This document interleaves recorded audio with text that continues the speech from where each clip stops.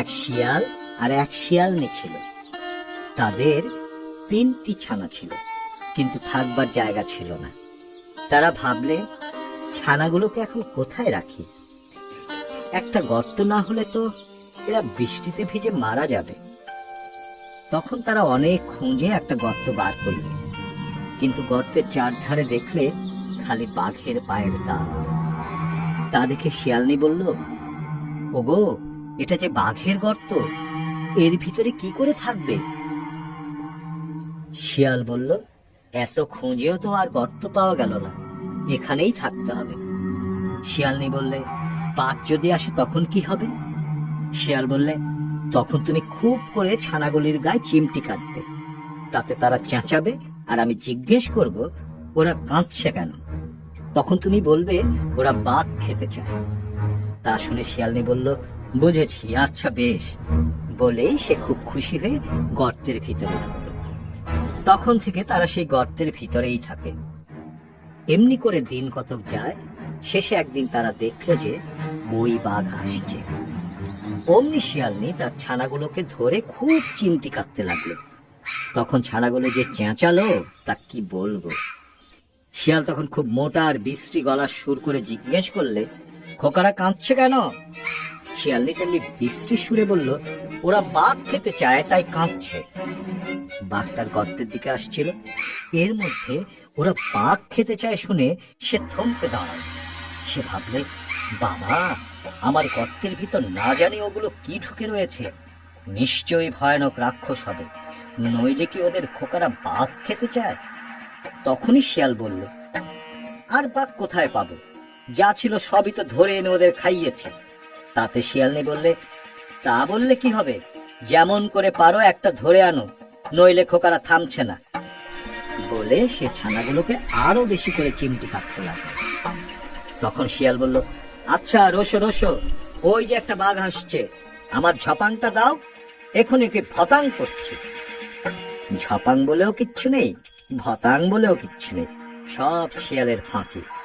বাঘের কিন্তু সেই ঝপাং আর ভতাং শুনেই প্রাণ উড়ে গেল। সে ভাবলে, মাগো, এই বেলা পালাই, নইলে না জানি কি দিয়ে কি করবে এসে। বলে সে আর সেখানে একটু দাঁড়ালো না। শিয়াল চেয়ে দেখলে যে সে লাফে লাফে ঝোপ জঙ্গল ডিঙিয়ে ছুটে পালাচ্ছে। তখন শিয়াল আর শিয়ালনি লম্বা নিঃশ্বাস ছেড়ে বললে, যাক, আপদ কেটে গেছে। বাঘ তখন এমনি ছুটেছে যে তেমন আর সে কখনো ছোটেনি। একটা বানর গাছের উপর থেকে তাকে ছুটতে দেখে ভারী আশ্চর্য হয়ে ভাবলে, তাই তো, বাঘ এমনি ছুটছে, এ তো সহজ কথা নয়, নিশ্চয়ই একটা ভয়ানক কিছু হয়েছে। এই ভেবে সে বাঘকে দেখে জিজ্ঞেস করলে, বাঘ ভাই, বাঘ ভাই, কি হয়েছে, তুমি যে অমন করে ছুটে পালাচ্ছ?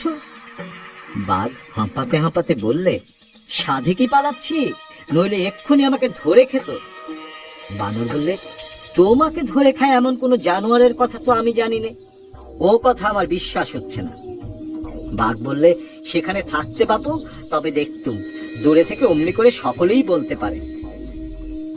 বানর বললে, আমি যদি সেখানে থাকতুম তবে তোমাকে বুঝিয়ে দিতুম যে সেখানে কিছু নেই, তুমি বোকা, তাই মিছামিছি অত ভয় পেয়েছ।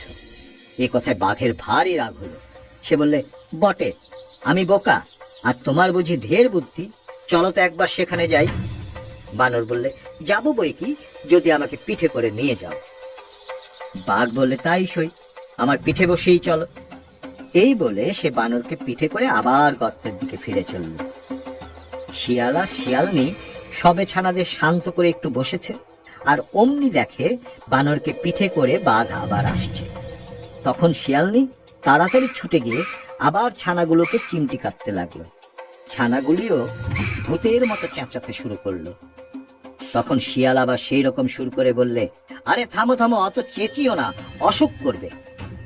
শিয়ালনি বলল, আমি বলছি যতক্ষণ না একটা বাঘ এনে এদের খেতে দেবে ততক্ষণ এরা কিছুতেই থামবে না। শিয়াল বললে, আমি যে ওদের মামাকে বাঘ আনতে পাঠিয়েছি, এখনই সে বাঘ নিয়ে আসবে, তোমরা থামো।